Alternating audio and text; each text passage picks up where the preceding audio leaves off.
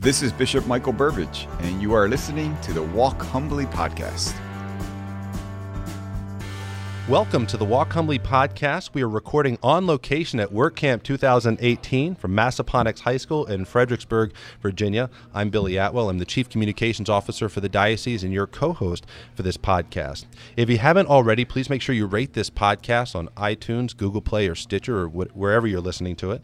You can sign up for our e-newsletter at arlingtondiocese.org, and you can follow Bishop Burbidge on Twitter. More than 14,000 of you already do, at Bishop Burbidge. And we always answer questions during this podcast, so you can send us your questions, info@arlingtondiocese.org, or you can ask it on social media. I welcome your host, Bishop Burbidge. Bishop, how are you? Thank you, Billy. It's great. First time we're doing a podcast on location. What a great place to be at WorkCamp with all these wonderful young people. Exactly.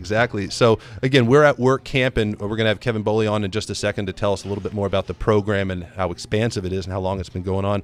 But what does this say about work? So the core here is work and prayer. What is your message about that? And first of all, just to be here with close to 800 young people who are dedicating this week in the summer. They have so many choices of how to spend their time, but they have chosen to spend it here at WorkCamp, a week where they can pray, be with peers, grow closer to the Lord, and then literally work in improving the living conditions and situations of people in need. So my first impression has been nothing but inspiration. How can you not be filled with joyful hope as you see so many wonderful young people who are the present, who are the future of our church? So just a great joy. And it does say a lot about work. You know, the dignity of work. The Lord gives us that as a privilege. You know, and I think we all should embrace whatever work is given to us every day as a privilege. I love people who enjoy their work, who embrace it, who are, filled with passion going forth. And that's what you see here. Work is an opportunity to praise God, to serve others. And so this week is a great reminder of that. So this is your second work camp as bishop here. What are you noticing as kind of a common thread that you're just re-energized by each time you come? What are you noticing as a common thread here? What energizes me most, as I mentioned, is just the young people. They're on fire, with their faith and with the Lord. And it's every day and every evening ends and begins with prayer or being with God. And so just to see their great love, their passion is just a great gift. What was your message at Mass Day? We had Mass this morning, we had adoration last night. What has been your message for young people? I was saying to the young people today that I think WorkCamp teaches them something, and all of us, something very important. That there's, I use the theme that there's a difference between being tired and being exhausted. Tired is when we use the day to work hard. To fulfill our duties, our tasks, and responsibilities. But after a good night's rest, to begin again, refreshed and renewed. Exhausted is when you get to the point where you're spent, you're burnt out. There's no more fuel in the tank, and God doesn't want that. He doesn't want us to be exhausted. So how do you avoid that? Well, I think WorkCamp teaches us how to. Every day begins and ends with prayer. It's only when we rely on our own resources that we get exhausted. They're working together. They see themselves as part of something bigger, part of a community. It's only when we're isolated as individuals we get exhausted. And most importantly, they're working in service of others in need. And whenever you do that, if you know that I am working today to give glory to God and to make a situation, to make a life better, how can you ever get exhausted? So to be renewed in that commitment. So tired is a good thing, as long as the next day we are able, with God's grace, to be renewed and refreshed. Yesterday, Kevin might be able to tell us in a minute how many priests were here. Right. Your brother priest really came out in droves. What is that? How does that make you feel? And you hear me say, Billy, all the time. I hope, and I'm sure they do, the faithful in our diocese just know how blessed we are to have such great priests. And so last night is one of the most powerful nights. I hear the young people tell me when they get to be with the presence of our Eucharistic Lord in adoration, including a procession of the Blessed Sacrament. But also the Sacrament of Penance is celebrated. And so we needed 45 priests here last night to celebrate, and I was blessed to be among them hearing confessions. And for over a couple hours, all of us were busy in a good way celebrating that sacrament. But how could that sacrament be so available without the generosity of our priests? And the priests are here throughout the week. They're coming and going just to be with our young people, as are our seminarians also. It's been surprising how many priests are here. I went into the to confession yesterday, and they point you to where you need to go based on who's available. And I ended up getting assigned to my parish priest. I said, "Oh, the fix is in. The fix is in. You do it. Yeah, get over here." What's great to hear is that a number of the priests recall stories when they were here as students, at WorkCamp too. It's been going on for a long time. Yeah. And on that note, let's welcome Kevin Bohli. He's the Executive Director of Youth, Young Adult, and Campus Ministry. He runs the show here. Kevin, welcome. Thank you. It's great to be here and do this on the road like this. This is great. Yeah. And Kevin, it's just incredible to see the fruit of the work you and your team, and so many. I just met with so many of the volunteers. We can only do this through the help of so many people, but many thanks on behalf of all in the diocese for your hard work. Kevin, just if you would, I try to, but you could do a much better job. Give our listeners some background and backstory on WorkCamp. How did it get started? Yeah, so WorkCamp actually began as a parish activity at St. Michael's in Annandale. And the first year there was 20 students that went, and they actually, the diocese had a retreat center at that point called Bethany House, I believe, and they went and stayed there and fixed that up. And it was actually called Hammer Time, which anybody that's familiar with MC Hammer, that kind of dates it right there. Giving away your age there, I think. Yeah. So that was in 1990, and so it's just after 2 years of that, then the diocese got involved. The Office of Youth Ministry at that point got involved, and it just grew, so that my first work camp was in 1995, and there was about 150 students at that point. And then when I took over this position in 2001, it was about 165.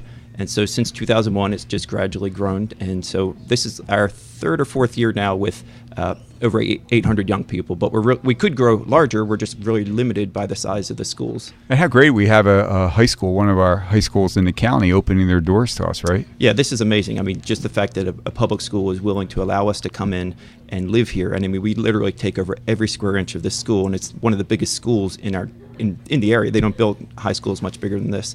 And they give us every square inch, anything we need here, because they recognize that not only are we doing good service for their community, but almost every resident that we're serving has a child or a grandchild that's in their school system here. That's so great. They see this as a great benefit to their community because we're supporting the very people that go to these schools. And how many high school students are participating? So this year we have 830 here this week. Okay, and the participants, not the volunteers and adults and all, but what age groups are the participants? So they're high school age. So this past year they just finished either 9th through 12th grade. So some of these students are heading on to college at this point. How far in advance do we start our preparation? Is it all year? Yes. Oh, yeah. Absolutely. Yeah. So, I mean, as soon as we know the location, then we start working with all the social service agencies to start finding all the residents that we can serve. We have so many great initiatives for our young people in the diocese, but I know you light up in a special way when you talk about WorkCamp. Why is this one of your favorites? Well, that's why I'm here doing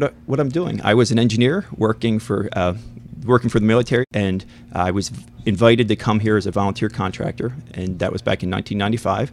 And so I came just thinking, okay, I have experience home repairs, and I can help these students get this going. And I discovered all the gifts that I felt like God had given me all pointed towards this. I have a heart for youth ministry. I can do repairs. I have the whole technical background, the budgeting, and all those things that I had learned before, all just pointed to an activity like this. So it began a whole process of discernment in my life. That's where I really kind of reverted back and really got excited about my faith at that point. And so of all the activities we do, I think WorkCamp brings about conversion in the life of a young person and in the life of adult like nothing else we do. It's just that experience that you were describing there, Bishop, of praying every day, living in community each day, sharing all things in common, and serving those around us in need. For people who might want to participate next year in WorkCamp, what can you tell them? Yeah, so anybody from a young person in high school age all the way up through, we have many older retired folks that come as well. We need contractors, we need nurses, we have, a whole nurses staff here, we have a whole kitchen staff. I mean, it really is a small city. We're talking about 1,400 people here, and only 800 of them are kids, are students, the rest of them are adult leaders. So if anybody wants to get involved, just talk to your parish, because we work through parishes. We want all these young people to get involved in the life of their parish first, and then we have them come be a part of WorkCamp. Yeah, I met a family last night, grandmother, mother, and child, Yes. all been part of WorkCamp at one point in their lives. That's wonderful to see. Well, Kevin, thank you so much. It's been great to spend these days with you, with all of our young people, and thanks for the great work. I'm sure the Lord will use this miraculously, all that's being done in His name. So thanks so much. It's my pleasure. For more information about the Office of Youth Ministry, go to arlingtondiocese.org/youth-ministry. They're also on Facebook, facebook.com/Arlington Youth Ministry, and Twitter @Arlington Youth. So you can follow them there, and obviously a lot of what's going on at WorkCamp. We're posting on different social media accounts. The hashtag is #ArlingtonWC18. So next, Bishop, we've got some very special guests here. So we want to welcome Crew 93, Kyle, Corey, Megan, and Jules. Welcome to the podcast. Thanks so much, friends. Thanks for joining us today. It's great to see you. We won't keep you too long because we know you have a lot of work to do today.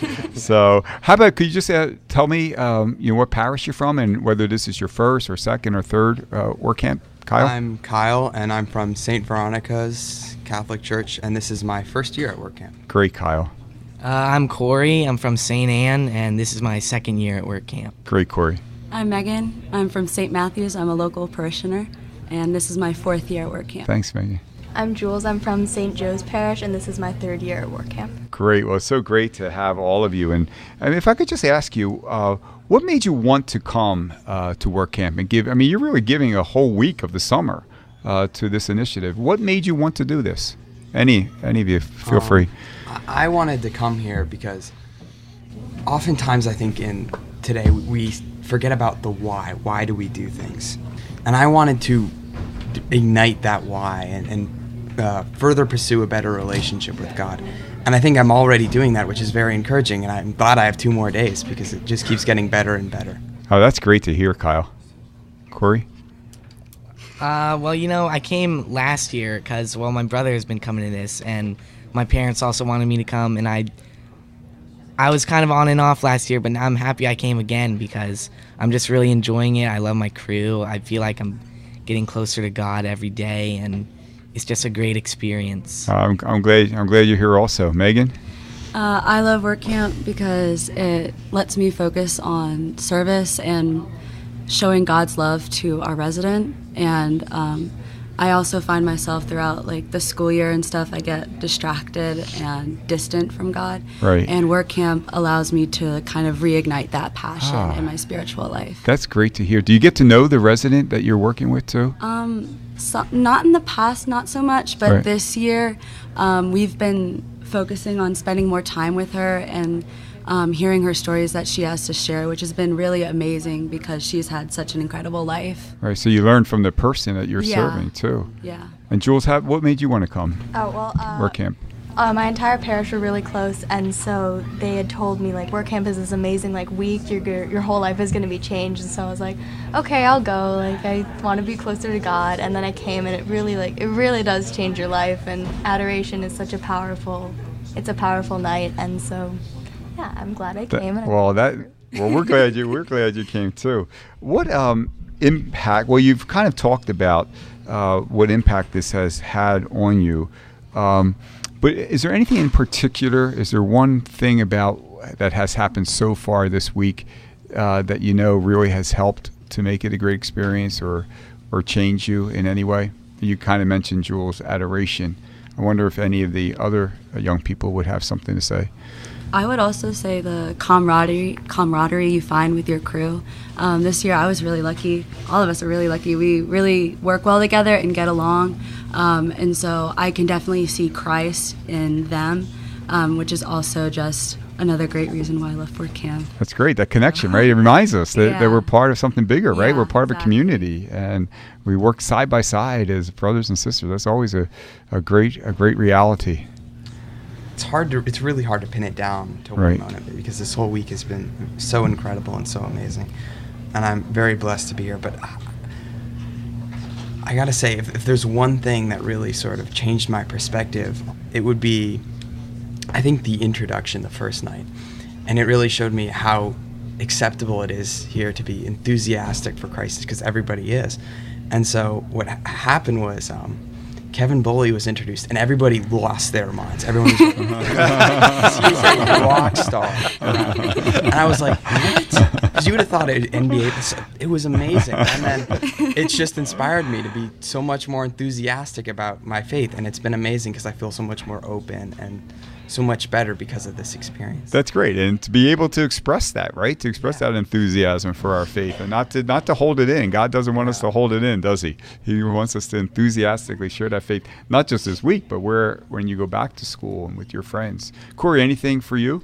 I think I'm gonna have to go with Jules and the adoration. It's just amazing to see all these young people just there with God, and all the priests and everyone just worshiping Him, and the music is just, and then there's confession. It's really an amazing experience.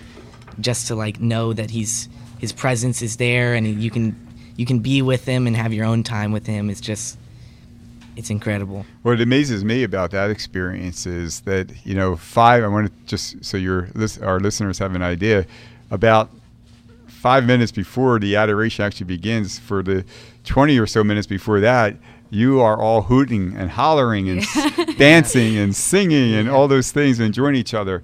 And then to me, it's just amazing that so quickly that profound reverence and silence and people falling on their knees. And I was thinking the other night that only the Lord can do that, right? Only the Lord can bring us to our knees like that. But to see our young people go from one disposition so quickly into adoration, it was just, you could not help but feel the presence of the Lord. It was really just a beautiful example. So for a young person that isn't sure, we'll begin with you, Corey, because you said you weren't sure if you were going to come or not. If they weren't sure if they want to come next year, but they're listening to us right now, what would you say to encourage them to participate? I mean, you can always just try it. I don't think it's a harm to try it. If you really aren't enjoying it, then you don't have to go the next year. But I think it's a really smart decision if you want to be closer to God, because it really does bring you closer, and I think it makes you feel like a better person, and it'll help you act better. And that's great advice, though. Just try it. I mean, what do you have to lose, right? Any of you, Megan? I always think there's something to learn every year from WorkCamp. Right. Just because you're surrounded by a different group of people every time. So maybe if one year your experience maybe wasn't as great, you might be looking out the next year and getting an amazing crew and experiencing something totally different. So don't be disheartened on the first time.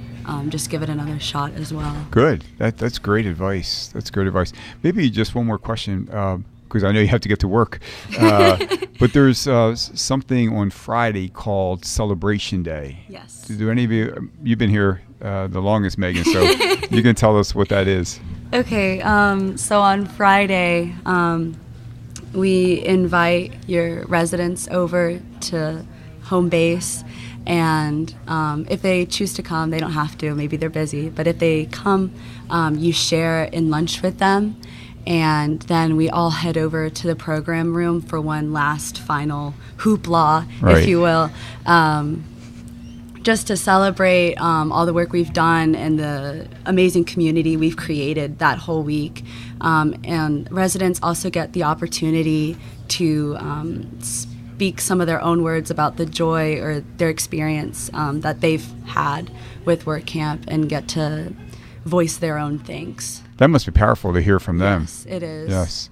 Well, you are 4 wonderful young people, and I'm so glad you took the time to be part of the podcast, and you're really reflective of all the other great young people who are here with us today. So thank you for being here, and know that I wish you continued blessings, especially in these final 2 days at WorkCamp. But we're very proud of you. Thank you so much. Thank you for this opportunity. Okay. All right. Have a great rest of the day. You too. Thanks. Okay. I would also like to thank Cassie, who's a part of their crew, and Alex, who's a part of their crew, and Kevin, who is their crew leader, for scheduling this and making this possible. We're very grateful for you all as well. So, Bishop, we've gone around WorkCamp, and we have asked young people questions.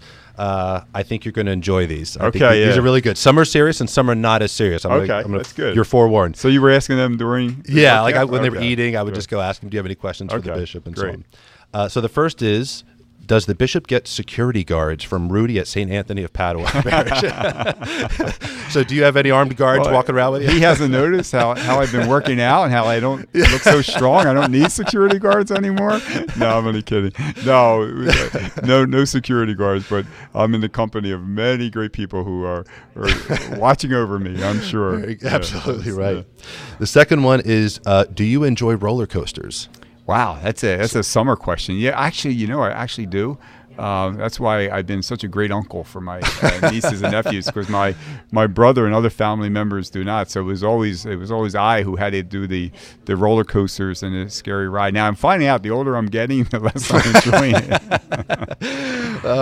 The next one is from Jane from St. Mary Immaculate Conception Parish. Says, do you believe in single-sex school communities?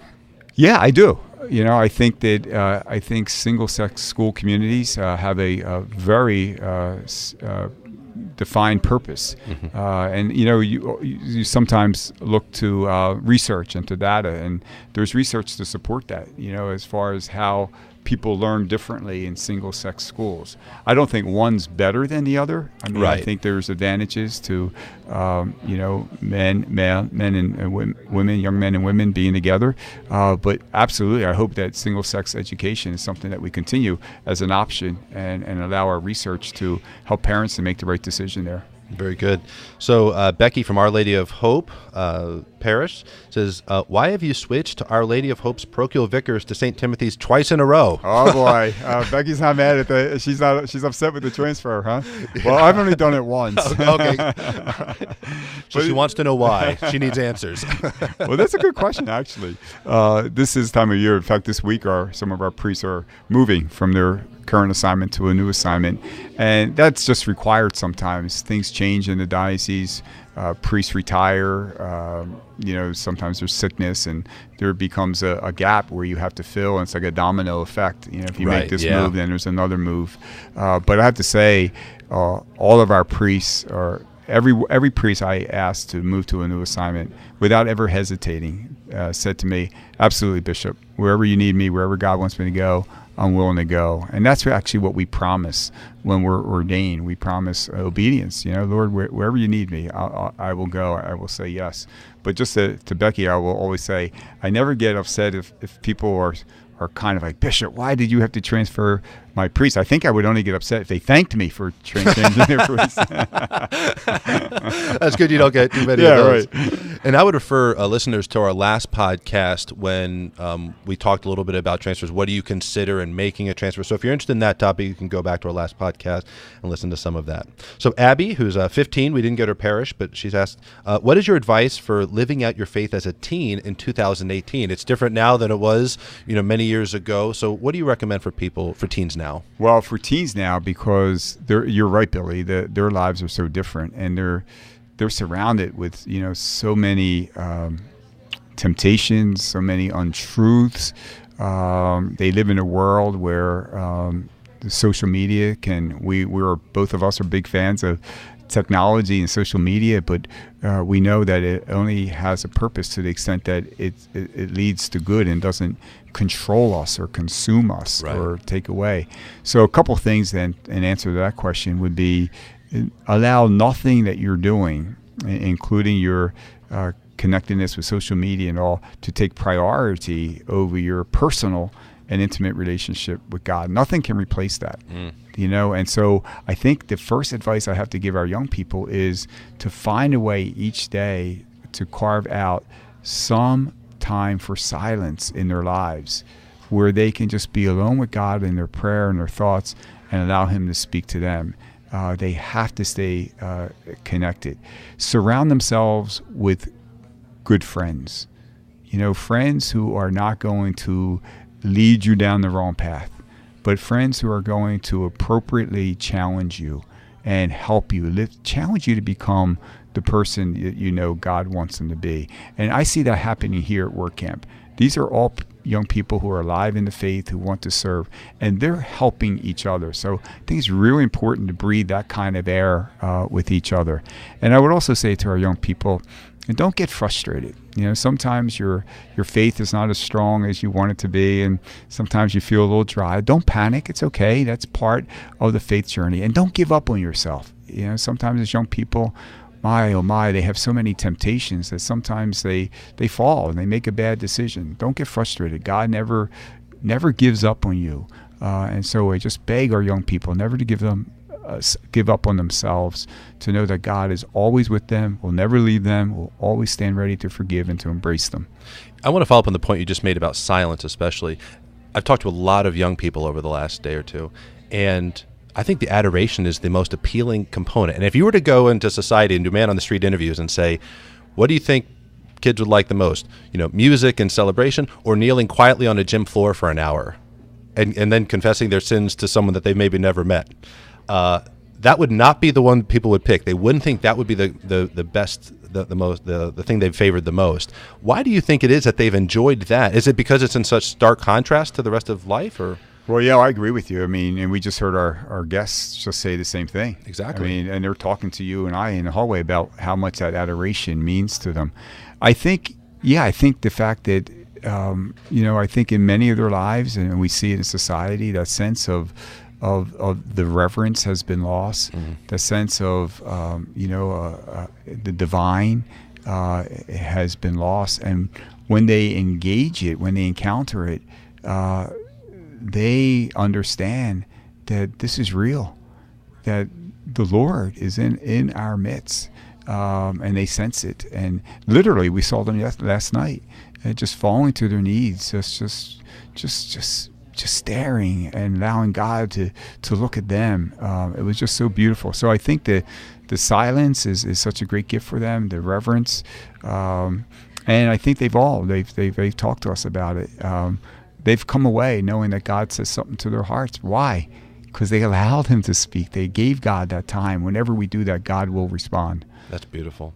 All right, so our last question is from an adult volunteer. She's Megan, who's 20 years old. She said, what is the coolest place you've traveled to, and what did you like so much about it?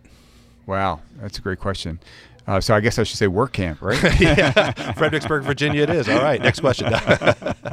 So I guess I never really felt more Catholic, and so proud to be a Catholic than, of course, when I visited Rome and visited the Holy Land. Just walking in the footsteps of Christ, of Peter and Paul, and all what we read in sacred scripture, actually being in those sacred places and taking us back to our roots, reminding us that our church is founded by Christ. He's our foundation, and the foundation of the apostles.